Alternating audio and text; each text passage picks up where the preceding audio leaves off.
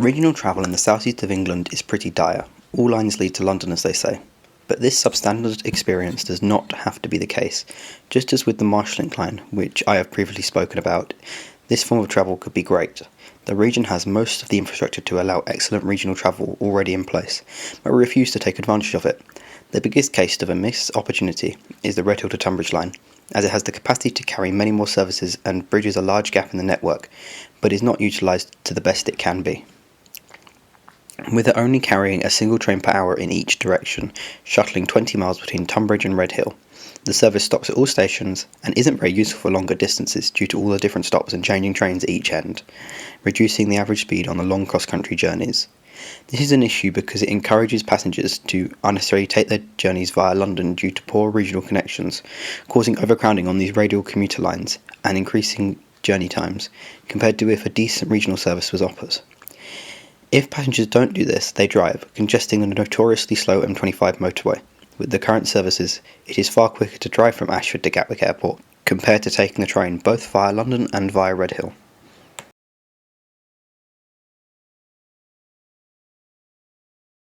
The Redhill to Tonbridge line opened in 1848 as a part of the South Eastern Main Line from Dover to London.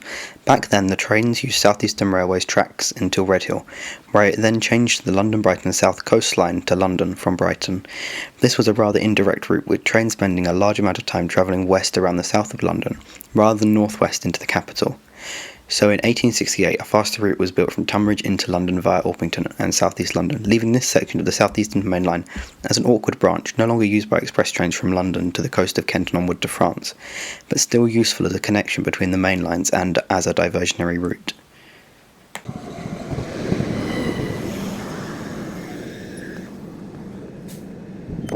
The current service is what I would consider the bare minimum, with 2 3 or 4 coach 377 Electro-style trains shuttling up and down the line, stopping at every station between Redhill and Tonbridge, with no services to destinations further afield, although before, a longer distance service did used to be offered with a Strood to Three Bridges services, but this was withdrawn in the late 2000s. Along with this, pre-electrification in the 90s, services from Reading on the North Downs line use the line on a Reading to Tonbridge service. The lack of through running today means that it is difficult to use it for longer distance trips, as you have to change trains constantly, and each leg consists of slow services, which stop at every single station. For example, to get from Strood to Gatwick Airport today, you'd have to change 3 times at Paddockwood, Tonbridge, Redhill, with all of these different legs being on slow stopping services, ending up with a much longer journey by rail compared to road. Another issue with this line is the frequency. The hourly service is just about a minimum for what I would consider for a crucial regional connection, and I have a feeling this is one of the big reasons it is so underutilised by passengers, especially considering the lacking connection timings at both Tonbridge and Redhill.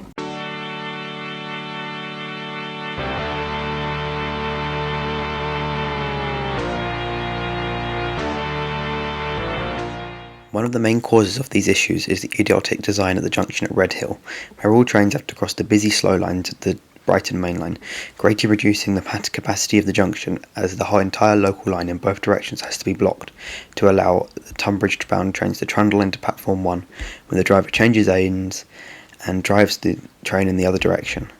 This process stops all trains from continuing to Gatwick on the slow lines. While this happens, the blocking of the lines to let Tunbridge trains through can have a big impact on capacity and reliability. As well as this, if through running was brought in, the act of changing cab ends would add a large amount of time to the journey. To solve the capacity and issues of changing ends, I propose a flyover from Redhill to Tonbridge line onto the North Downs line, to allow trains to cross the main line and continue west without conflicting with the main line.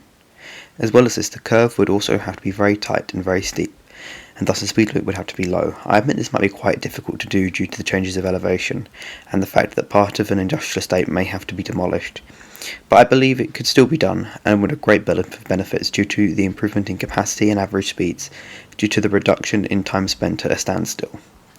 If the flyover at Redhill was able to be constructed, it would be very beneficial to the regional long-distance travel in the southeast.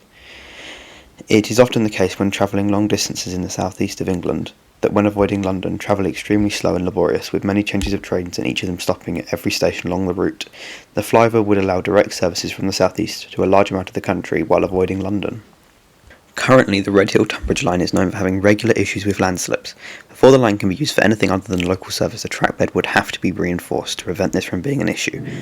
Due to the issues with landslips, currently the speed is limited to 85 miles an hour. For this line to be used for longer distance and express services, I think this should be raised to 100 miles an hour, with the necessary upgrades being made to allow this.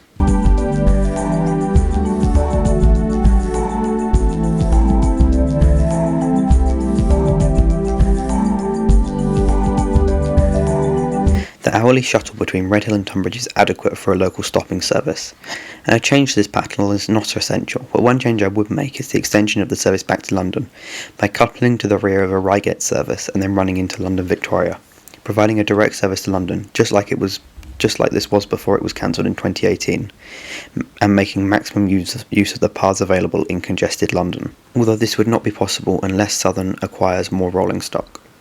A lack of medium-distance services offered on this line is one of its biggest issues. The single train an hour in each direction stopping at every station is not adequate to encourage the line's use from further afield. A single semi-fast service an hour should be started, similar to the Strood to Three Bridges service that used to operate. Like this, it would operate from Strood to Gatwick Airport, calling at Maidstone Barracks, Maidstone West, Paddock Wood, Tonbridge, Edenbridge, Redhill and Gatwick Airport. This would allow people from Medway and the surrounding areas to get a direct, fast link to Gatwick Airport, while also providing better regional and express connections on the Medway Valley, South Eastern Main, and Redhill to Tonbridge lines. Despite the benefits of this service, I do understand there may be a capacity issue on the Brighton Main Line with this service. To solve this, half of the Reading to Gatwick services will be cut short to Redhill and terminate at Platform 0, with this path now being taken over by the Medway to Gatwick Regional Express.